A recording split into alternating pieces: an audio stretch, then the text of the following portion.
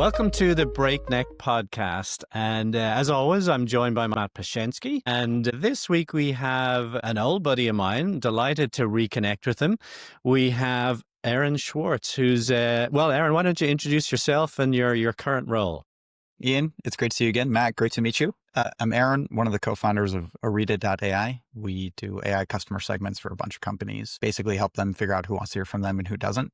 And yes, Orita's my fourth company, which is crazy to say. And Ian, you and I met during my second. I had a very terrible one first. Well, most of us did. Mine, by the way, my first ever company was a chimney sweeping company. That sounds about right. Right. And we actually made money. I don't know why we started when I was 16. I don't know why we stopped doing it. We just got lazy, but it was cash in hand. It was good money. But anyway, all right, Aaron, let's go to your history though. But yeah, give us a little bit of the journey from there to here. Sure.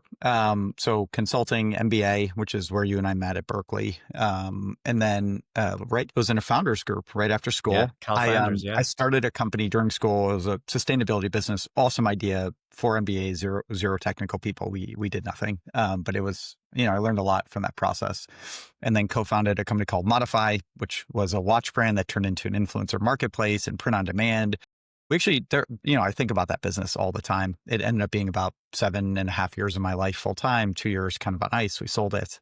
But yeah. And then since then, I kind of stumbled into being just like an old man in e-commerce tech. I co-founded a shipping company called Passport that's still doing very, very well with a guy, Alex, who's actually a Cal undergrad, had been a really successful founder. And then was like an advisor, investor in a bunch of different companies, right? Just helping people go to market with fundraising. Ended up at this company called Loop Returns, which does returns and exchanges in the Shopify ecosystem, met more people. And then I thought I was done. And I was like very happily advising, consulting, writing some small, like very, very small angel checks. Was connected with my now co-founders who are brilliant machine learning engineers. And a mutual friend was like, hey, these guys don't know how good they are. Use some swear words in that, right? But I'll keep this kind of clean because we all got kids. And we're about 2 years co-founding, and it's been a joy. That's where I'm at these days, live in the Bay Area. Well, one of the first things I want to ask you, actually, your title is? Co-CEO. Co-CEO. So tell us a little bit about that before we jump into the AI stuff, the co-part. It's really interesting. I came in, and it's, being a founder is stressful and it's all the things, right? And I actually spent a month or two. So I was introduced to these guys as advisors when they were shifting their business, from being consulting into like more of a product company, like a SaaS business, to help them with fundraising and go to market. And after a month, they're like, you should be our co-founder. And then I basically worked all out for a month or two, kind of as a quote unquote co-founder. Cause I was like, I'd rather spend 100 hours right now and very quickly figure out that this isn't a fit versus, I do this with advisees. Like I don't want to be committed to a once a month call unless it's a founder who I would have worked for at some point in my career who just inspires me. Long story short, these guys were everything I could have wanted in co-founders, like brilliant, kind. They outworked me. It was just everything and so complimentary. And so I came in with the title of president, which is hilarious as a, 3-person company. Like what is it doesn't really mean anything. And basically, those are only 3 real titles legally, and president is one of them. I think it's treasurer, and yes. I mean, I deserve to be secretary if that's a title. Like I think about my kid's school board that I'm on, right? It's like, but I was running go-to-market and then I was running fundraising, and I'd had this experience before where like if you're running fundraising and you're not the CEO, then everyone's like, well, does the CEO think? And so I'd basically been acting as a like DB runs the product side of the house. I run the business side of the house. Our third co-founder, Zach, is if we become a public company, it's because of him. Like he's like an N of 1 ML engineer, just brilliant and so much more, right? And so we just made it co about a year ago under the framework of we've kind of been working this way. Like we talk every day, multiple times a day. I'm giving product advice. He's giving go-to-market advice. And last thing I'll say is like the thing that's been really helpful is if I talk to somebody in the product org, there isn't a question that DB and I are aligned and vice versa. And so it actually removes a lot of friction in discussions because we are both, it's a small team and we're growing very quickly, but we're able to move much faster, we find. And there's any of the stress that you would expect to come from this. And like, oh, who makes the decision is like, it's very clear that we will be aligned, or like if it's product, it's him. And if it's go to market, it's me, full stop. One of the books that I always like, there's a lot of books on strategy and corporate I don't feel much about. But then there's one called Good to Great. Essentially, the thesis of that book is that the companies that ended up doing well were ones where people described at the time as that there was just complete alignment and they all knew exactly where they were going together. And so that feeling of like, hey, we're going to make the same product decisions. I think that's actually what you want to look for, is at least two people, if not your whole team or even your customers, all having the exact same idea. Like, this is probably what you should do. And if you can find that resonance, that's always like at least from this Jim Collins book, very good leading indicator of great success. Matt, fully aligned with you. What I would say is like, this is a thing where it's like, I don't even think we talk about the title or anything. The reason it's actually been successful is because we've recruited a team of like people who are able to build their functions, but they're acting as ICs. So like, we have a team of folks who are also aligned, also are comfortable being like, I don't really get it.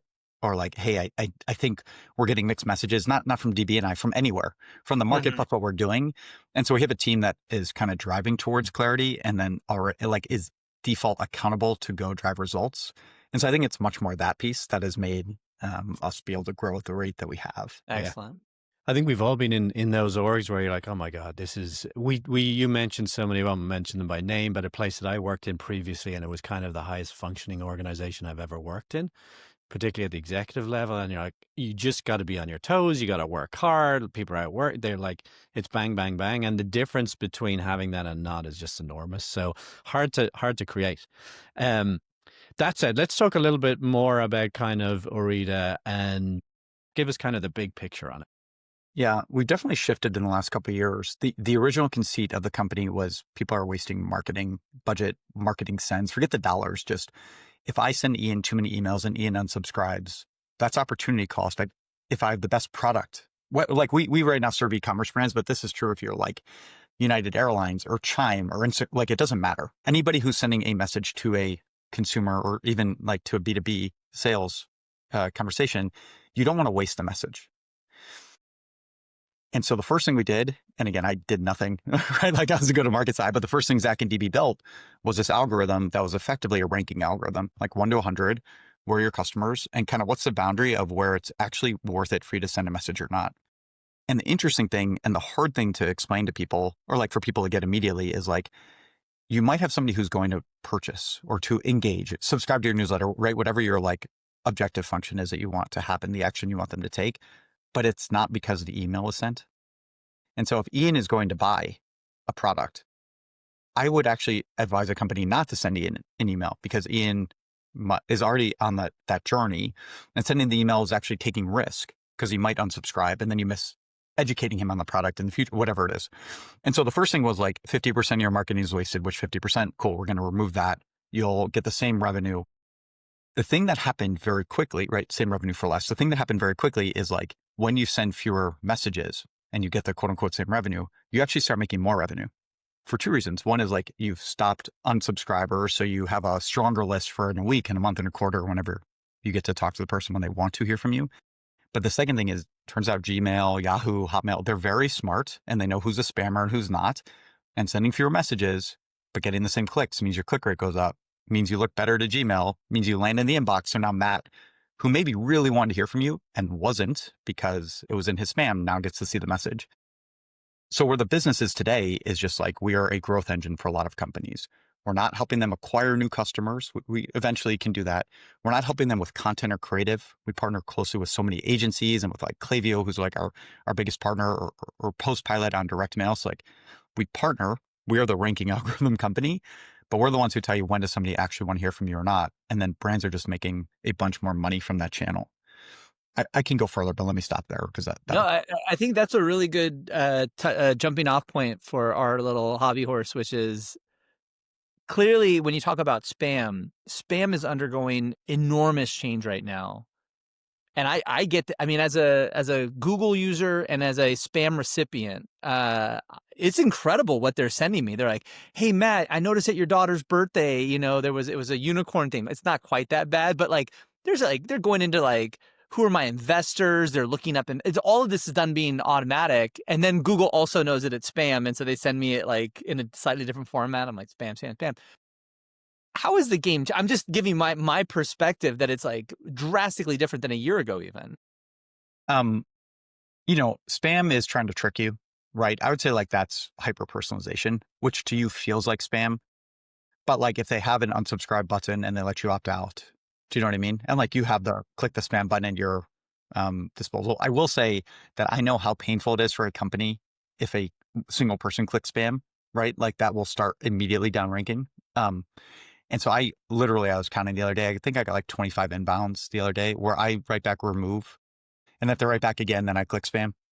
But I'm like, it's annoying and I really don't want to do it because it's still like 7 minutes of it's like a distraction and it sounds dumb. Um, I think we think about like there being two sides of the coin. There's the personalization, which is what everybody is focused on. It's Gen AI. It's, oh, let's go figure out Matt. Let's go figure out how do we talk to Matt. And like right now it's worse than it will ever be again. Like that somebody like it will be fine tuned. So if like the unicorn about your daughter's birthday is too much, but if it's like, hey, it's a celebratory season and they know that will like touch you in your heart because you're like, yeah, it is a celebratory, right? Like it will get better.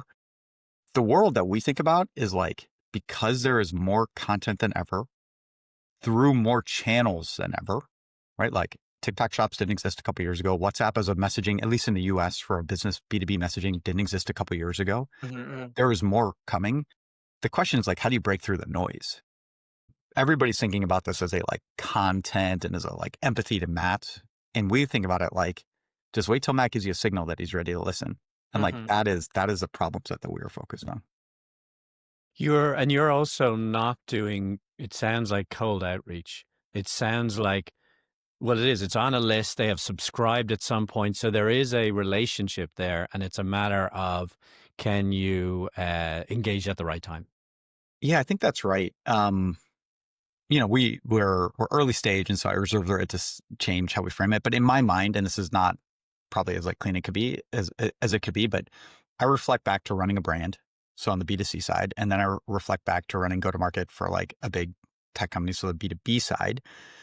And to me, the question is like, how do I be a CMO's best friend? So, or the head of growth's best friend or whatever. So somebody has built a list, whether they've intentionally done it through some channels or it's just been like, oh yeah, I heard about it. So I signed up for your news. Whatever it is the place where we are playing is how do we help you get the absolute most out of that list? If you think about the problem set right now, brands spend a lot of money. I talk about brands because of e-commerce, but again, I think this is like repeatable across any vertical. Obviously, it's like anybody who's sending messages. Somehow, some way you are investing to grow your list. It might be by product. It might be because you have an SEO or an AEO or a geo strategy. It might be because you spend a lot on Meta. But whatever it is, you're growing a list in different channels. For us, we are like, great, don't throw people into a leaky bucket. Like focus much more on your retention. And when you do that, you actually then can start spending even more on growth. Right. And so that is what are the signals that you're revealing people to get them hooked on this? Because like, I know I have a big list and I send, like, we need some sales this month. We just send a few emails. Oh, and we get a few meetings out of it. That's a really positive cycle, but you're saying don't do that. So how do you reveal to people what is puts in front of them that can help counteract that impulse? Yeah, I think I don't think it's don't do that. I think it's like use more data where possible. So I'm very empathetic to the person who's like, hey, I've got to hit a number or our pipeline is lagging. Let's do unnatural things to grow.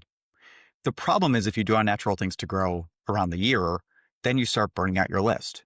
Like you can look at any single company and if like look at the percentage of new people in versus old. And if like you aren't bringing in new prospects or new customers, then you're like trying to squeeze as much juice out of possible from your existing, which means you start annoying them. And unless you're just like the most amazing product shop who's stacking on like new products that people can add on and ... like there's only so much you can say, whether it's a B2B or a B2C context. And so I don't think it's bad for you to be like, cool, let's go blast our list. The challenge is you just need to know that it's like you're making $1,000 more today, but at the risk of $2,000 more in a month. And you just need to go into that eyes wide open. The problem is how people look at blasting the list today is like you are stuck literally blasting the list. If you could do it and you're like even slightly more segmented about who is worth taking a risk on, then at least you're annoying people, but you're annoying the right people who might have a chance to buy. When you annoy the people who aren't going to buy, that is like actually the biggest risk.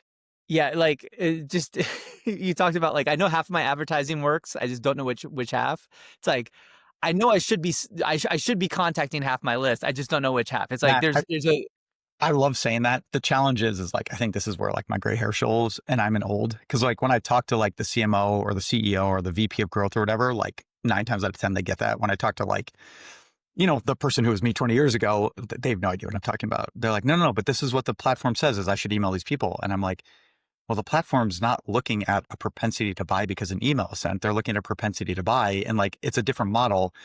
Once you start going down that path, you lose everybody. And so like the onus is on us to make it so obvious with the data that people can see it.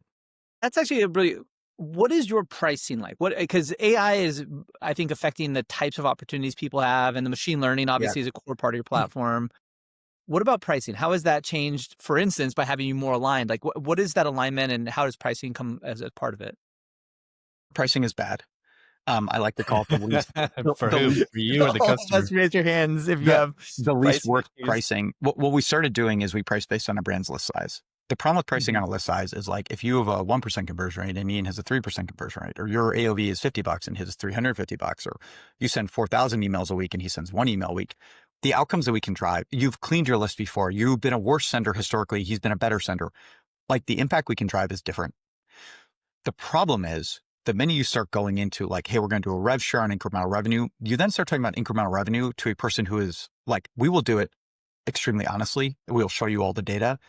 If you aren't a data scientist or you don't have a proclivity to think this way, you're just like, just show me what the ROI is at the end of something. And so where we've moved towards is basically a 6-month proof of concept.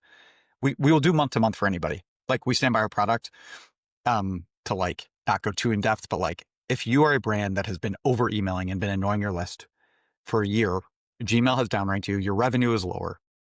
If you give us a month, it's like you're turning around a ship, right? And like, it's very hard. And so like, we like 6 months. We're flexible in that. But basically the goal by the end of that POC is not for us to prove out that our algorithm works. We are better than anybody in the world at like doing the one thing we do. The goal is to prove the business case that like, hey, mixing this with what you guys are doing will actually make you a ton of money. And then after the POC, we don't just price on your list size, which is like it's not arbitrary. It's like a reasonable way to look. It's like the best, worst way to look at. Do you know what I mean? The problem, it is like easy and fast and people get it, is at the end of that, then we can price on value. And it's not like us pricing on value, like look at the shiny object over here. It's like, we can all align on these numbers. This is like very basic math. We're going to take a percentage. You're going to negotiate us down. We're willing to discount more for a 2-year contract, right? It's like, we try to punt the decision is kind of how I think about it. Like we just want to make an impact, full stop. How's your partnership with Klaviyo, like giving you the ability to have those longer term assessment periods?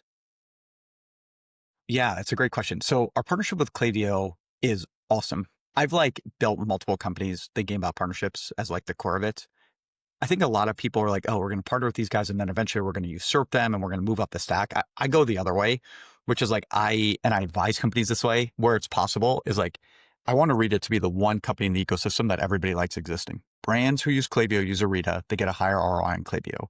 When agencies who serve a brand use Orita as like their segmentation side, their content performs better. So they look better. The brand itself makes more money, right? And so if we stay narrow in our product suite, we're able to do this. So Matt, the way that we are able to partner closely with Klaviyo is actually by being super narrow and by making our product fit within Klaviyo. We will integrate with Braze and Attentive and Iterable and directly with CDPs. And like we'll serve, like we want to meet a customer wherever they're at, like with whatever their tool is. Klaviyo has just been an incredible partner. So like we've been very slow about adding in like the other places. I feel as like a early stage founder, you're gonna run into a meeting which you can choose to ignore, which is like the VC is gonna be like, well, what about your platform risk with Klaviyo? I've not my first rodeo. That happens. At some point, there's nothing you can say, right? It's just like you can't. If that is a concern, that means that they haven't actually understood the value prop for the customer. My number one concern is Klaviyo says, yeah, we do what Orita does. Even if they don't do it, that just creates friction.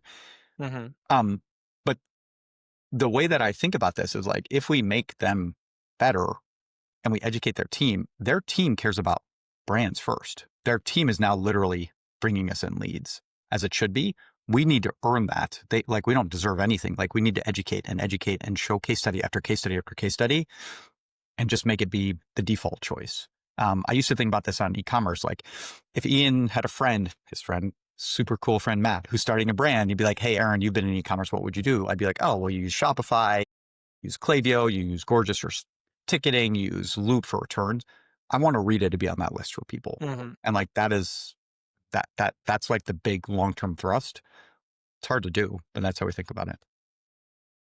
I got a wider question for you in the sense that email is part of a bigger portfolio within marketing, and AI is one of the factors that is making a huge change in marketing happening. So what do you see the kind of trajectory for marketing over the next 5 to 10 years? I mean, it's a good question, right? At the end of the day, marketing is trying to get somebody to take an action. And so like, if I think even about email, within a year or two, people aren't going to read their emails. They're going to read that AI generated summary and they're going to make a purchase or they're going to have their agent go something. And so the question is, how do you go capture that data? There is still going to be some breadcrumbs of somebody made a purchase. And then the question is, can you go figure out why did they make the purchase?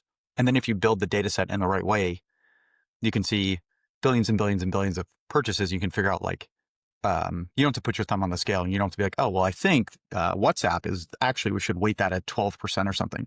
You literally let the data tell the story is how we think about this. So I don't know what's going to happen at all. And I think the way that we think about this is like things are going to change faster than we can ever imagine. And we just don't see a world where there's not more inputs. We're like out of home billboards are going to get better. Direct mail, we partner with this company called Postpilot, is awesome. I literally bought a small rug for our back door because I like got a postcard and I was like, oh, this is good. And I need the discount. It was like the trigger for me. I got emails from this one brand for years and like, they're great emails, but I never made the purchase.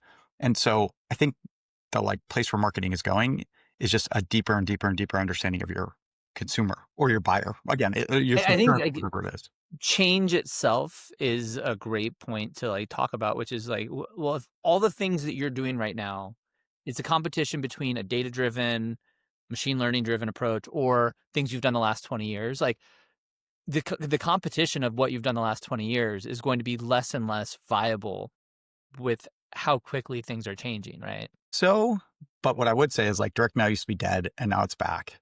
And SMS was everything and now it doesn't work as well. And so I don't know which way it's changing is what I'd say. And it doesn't mean new is always better. I do think like at the end of the day, it's like build an awesome product. And it's not like you can't just build a product and think about your channels and you'll be fine. Like it all comes back to like, do you build great shit or not? Yeah. And you might decline to answer this question. But ultimately, are you sort of channel agnostic? Because really what you're saying is you're doing a great job of understanding signals coming in and then working at the right person at the right time to send a message back out and say, hey, Aaron, I think you might be just about, you need a rug for your back door. I've got what you need. Right. So that could be a phone call equally. Right. In theory. So maybe that's not a great idea, but no, I think it's right, man. There's a company now called Concierge, which does phone calls for brands to people and it's performing very well. The question is like, how do they keep making it better and better and better and not making it kind of like SMS? SMS was a rocket ship and then it became annoying because everybody saw it and did it. So how do you like keep innovating there? Very much channel agnostic. If you do this right, you're thinking about the consumer.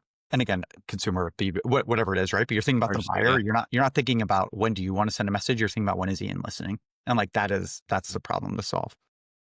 There's tremendous trust to be built with the consumer because it's interesting. You see, like, I hadn't realized the trend in SMS. I guess I do now that you say it, but certainly in phone calls, we literally do not answer the phone anymore. And we get stuff, Apple's built in embedded stuff to screen that shit out. So we, like as marketers, we've burnt out that channel. We're in the process of doing that with email. We're probably in the process of doing that with SMS. I think Apple is doing a good job. I think Gmail is doing a much better job and they are helping you and they're like letting you know, hey, you're subscribed to these lists. You haven't unsubscribed. Like there will be more and more ways. And so it still goes back to like, how do you be the company that isn't annoying actually is what matters there. Yeah.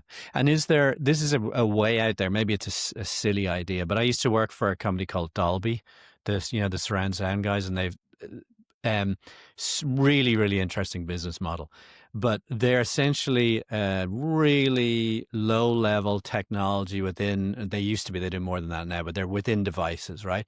But their brand was on the outside. It was sort of the Intel Inside model, right? Is there an opportunity for a read if you're really the folks who are making sure the most pertinent message only gets into my inbox, whatever that inbox looks like? Is there an opportunity for the Orita brand to be exposed more closely to the consumer?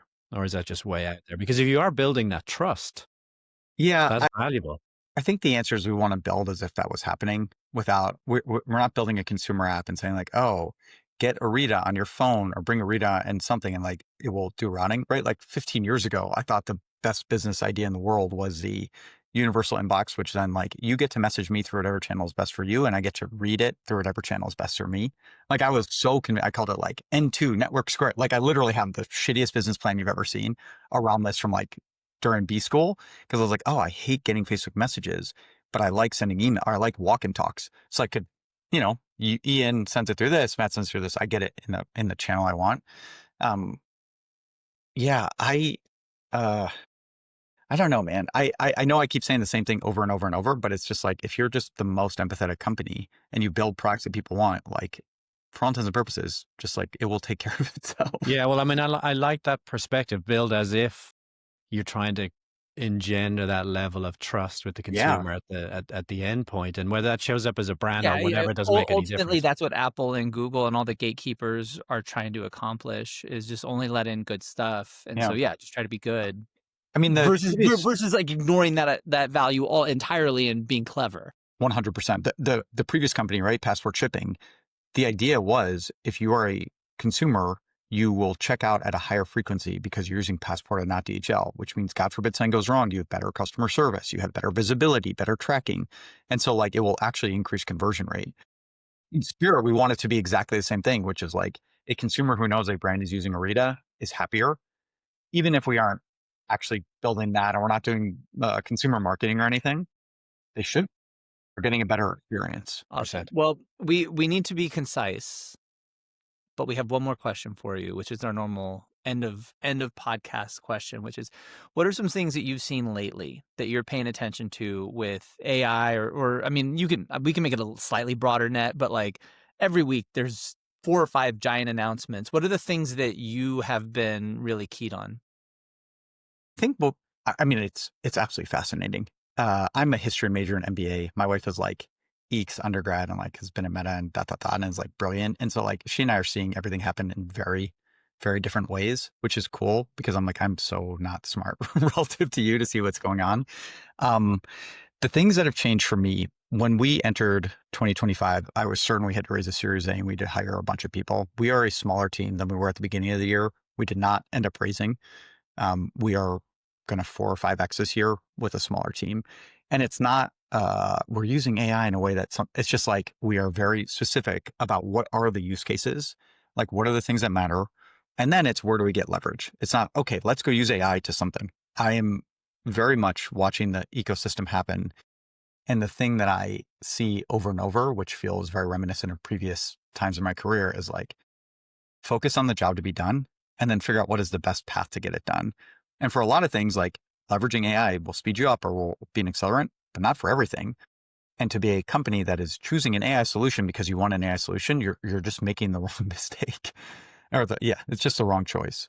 Yeah, one of our clips we got a ton of views on this week was when Ian was talking about like if you send out we call it if we're using the word work slop, when you send out slop, it causes a much more damage to your personal brand within your company than just not doing it.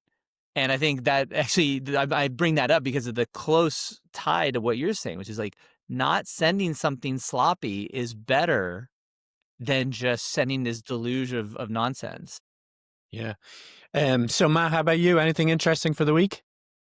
Goodness. Facebook released a new AI app, which is all I would say slop. But then I was like, I didn't pay attention to it. And then one of my favorite podcasters, Ben Thompson from Stratechery, said, you got to check out this app. So I downloaded it. And let me tell you, it was horrible. and I think it's slop and terrible. So I didn't get it at all. I was like, this is the worst thing I've ever seen. So I guess it takes all types. It caused me to be more humble, because if these people like this stuff, then maybe I should be paying better attention to it. But it was absolutely wretched, in my opinion. There you go. Mine was ChatGPT Pulse. Did you guys see that? I didn't use it, but I read about it. It is basically a proactive version of ChatGPT that mines the memory that it has for you, and your interactions. And it's the first attempt. I actually kind of see two worlds colliding here. It's the first attempt, I think, that a proper personal assistant. It's going to hook into your Gmail and your calendar as well. And the idea is you wake up in the morning and there's a card there telling you various different things. I think it is actually the first step towards the Johnny Ive vision. I don't know if Aaron, you've been tracking this, but we've been talking a little bit about it. So OpenAI guys essentially bought Johnny Ives for some sort of maybe lapel type of device that's going to be your personal assistant. They said something that was really interesting that kind of raised my antennae. Meant to work for you, not to keep you scrolling, which was kind of the giveaway for me. So the idea is like it's doing some work for you proactively, looking at it, that's good, and then you put the phone down and you walk away. I think, as I said, that's going to show up in their hardware device. And really what they're trying to do here is begin to learn as to what those patterns are and what's valuable. Aaron? There's a company where a friend is a founder. I'm very, very biased, but it's called Ambient, which is doing like an AI chief of staff. And so they're doing this in a much narrower way for a CEO or for, again, an exec, whatever it is, where it's like actually understand everything that you're working on, understand the context of the business, get really deep, and just be amazing for this use case versus being amazing for everything. I feel very much like you saw the AR glasses that just came out a week ago. 3 years ago, 4 years ago, it's like, what's Meta doing? This is dumb. It's never going to work. And then you're like, oh my God, this product is amazing and it's just going to get better. And I think we're like so stuck with the how quick everything's happening that we're like, it's very easy to be like, well, here are these issues. And I'd be like, just think about none of this existed 6 months ago, let alone 2 years ago, and certainly not 5 years ago. So like, how fast are things being? Yeah. And then I go back to like, do you want a personal assistant? If yes, this is amazing. If you can't envision a world where you want it, maybe wait and see, but like, you don't have to use it. Right. And so it's again, what is that use case for you that matters? Yeah, my cynical view on it is that anything that uses the memory of previous interactions with OpenAI increases their switching costs and makes it harder for other AI companies to capture those users. And so they should just continually throw whatever they can at the wall, and anything that users interact with that relies on something you did 6 months ago is perfect, because they have 500 million users right now and they're growing, but they have a commoditizing product. So they need to decommodify their I think they're leaning into kind of almost the trend of this whole conversation, which is technology saturation, right? Whether that's emails or voice or whatever, or just sitting on our phone constantly, that there is a transaction that I think as consumers we look at, which is valuable, which is, hey, stop sending me these shit emails. Oh, you sent me one great one. Thank you. I like that. Well, similarly, not having to look into this thing all day, every day, because Johnny Ive's new thing works really well, and I interact with an AI agent for 2 minutes in the morning and then maybe 5 minutes in the evening, and I'm done. So that's a transaction I'm interested in, and maybe I'm okay with OpenAI mining all my memories. Well, they're doing it. I mean, this doesn't, They are anyway. change it one bit. Well, Aaron, very, very interesting, and congrats on the growth. Congrats on your fourth business. Ian, what are you at, 5? I'd have to go back and count. Are we counting the chimney sweeping business? Yeah. I think The chimney sweeping, yes, of course, yes. 100%. Chimney sweeping, racing car business, and then a bunch of software businesses. So yeah, I think this is 5th. You can't win them all. No, you can't. There you go. Well, Aaron, it was great to see you again. Thank you for the engaging conversation, and all the best with Orita.